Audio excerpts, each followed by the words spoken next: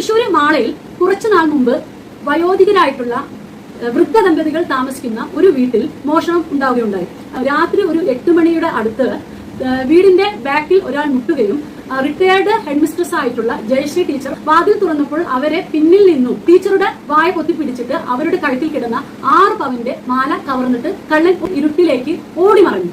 ആ കള്ളൻ എന്ന് പറയുന്നത് മറ്റാരുമല്ലായിരുന്നു, ജയശ്രീ ടീച്ചർ താമസിച്ചിരുന്ന അവരുടെ വീടിന്റെ അടുത്തുള്ള അയൽവാസിയായിട്ടുള്ള ആദിത് എന്ന് പറയുന്ന വെറും 20 വയസ്സുള്ള ഒരു പയ്യനായിരുന്നു. അത് ഇവൻ കുറച്ചു നാളായിട്ട് അവരുടെ വീടിന്റെ അടുത്ത് വാടകയ്ക്ക് താമസിച്ചുകൊണ്ടിരിക്കുകയായിരുന്നു. അവിടെ ആദിത്യന്റെ കാമുകിയായിട്ടുള്ള ഫാത്തിമ തസ്ലീം കൂടെ താമസിച്ചിരുന്നു. ആ പെൺകുട്ടിക്ക് വെറും 19 വയസ്സായിരുന്നു ഉണ്ടായിരുന്നത്. ഇവർ രണ്ടുപേരും 6 മാസമായിട്ട് ലിവിംഗ് ടുഗദർ റിലേഷൻഷിപ്പിൽ താമസിച്ചുകൊണ്ടിരിക്കുകയാണ്.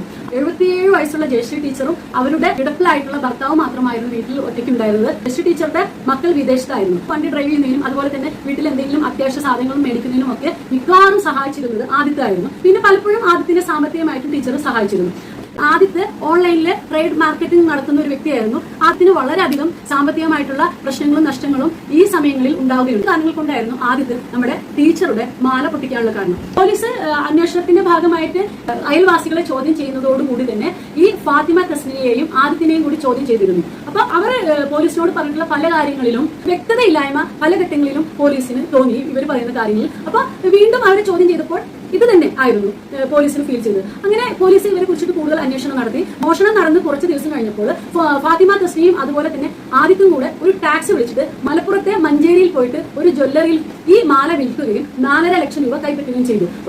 ഈ 4.5 ലക്ഷം രൂപ കിട്ടിയ പണത്തിൽ നിന്നും 50,000 രൂപയ്ക്ക് ആദിത്യ തന്റെ കാമുകിക്ക് പ്രണയ ഉപഹാരമായിട്ട് ഒരു സ്വർണത്തിന്റെ മാല മേടിച്ചു. ഇപ്പോൾ കേരളത്തിൽ വർദ്ധിച്ചു വന്നുകൊണ്ടിരിക്കുകയാണ് വൃദ്ധരായിട്ടുള്ള ആളുകൾ വീടുകളിൽ ഫ്ളാറ്റുകളിൽ ഒറ്റയ്ക്ക് താമസിക്കുന്നത്. ഇത്തരത്തിൽ ഒറ്റയ്ക്ക് താമസിക്കുന്ന സ്ത്രീകൾ, വൃദ്ധരായിട്ടുള്ള ആളുകൾ, ഇവരെയെല്ലാം അവർ പുറത്തു പോകുമ്പോൾ മോഷ്ടാക്കൾ കൃത്യമായിട്ട് അവർ ഒബ്സർവ് ചെയ്യുന്നുണ്ടായിരിക്കും. അവർ ഏതെല്ലാം രീതിയിലുള്ള ഓർണമെന്റ്സ് ആണ് ഇടുന്നതെല്ലാം. ഇപ്പോൾ സ്വർണത്തിന്റെ വില കുതിച്ചു എന്നുകൊണ്ടിരിക്കുകയാണ്. ഇപ്പോൾ സ്വർണത്തിന്റെ വില എന്ന് പറയുന്നത് 1 ലക്ഷത്തിന് മീതെ കയറിയിരിക്കുന്നു ഒരു പവന്. അതുകൊണ്ട് തന്നെ ഇത്തരത്തിൽ ഒറ്റയ്ക്ക് താമസിക്കുന്നവർ വളരെ അധികം സൂക്ഷിക്കുക. നിങ്ങൾ പുറത്തിറങ്ങുമ്പോൾ വളരെ വില കൂടിയിട്ടുള്ള സ്വർണ്ണാഭരണങ്ങൾ ധരിച്ചു പോവാതിരിക്കുക. രാത്രികാലങ്ങളിൽ വളരെ അത്യാവശ്യമാണെങ്കിൽ മാത്രം വീട് വിട്ടിറങ്ങുക. കള്ളന്മാരുടെ ആകെ കൂടിയുള്ള ലക്ഷ്യം എന്ന് പറഞ്ഞു കഴിഞ്ഞാൽ പണം മാത്രമായിരിക്കും. അപ്പൊ ഭൂരിഭാഗം കള്ളന്മാരും മനസാക്ഷി ഉള്ളവരാവണമെന്നില്ല, ക്രിമിനൽ മനോഭാവം ഉള്ളവരായിരിക്കും. അതുകൊണ്ട് തന്നെ ഒറ്റയ്ക്ക് താമസിക്കുന്ന എല്ലാ വൃദ്ധ ദമ്പതികളും അതുപോലെ തന്നെ സ്ത്രീകളും വളരെയധികം സൂക്ഷിക്കുക പുറത്തിറങ്ങുമ്പോൾ. കൂടാതെ നിങ്ങൾ വീട്ടിൽ വിലപിടിപ്പുള്ള ഒന്നും തന്നെ സൂക്ഷിക്കാതെ അടുത്തുള്ള ബാങ്കിലുള്ള ലോക്കറുകളിൽ അത് സുരക്ഷിതമായിട്ട് വെക്കുക.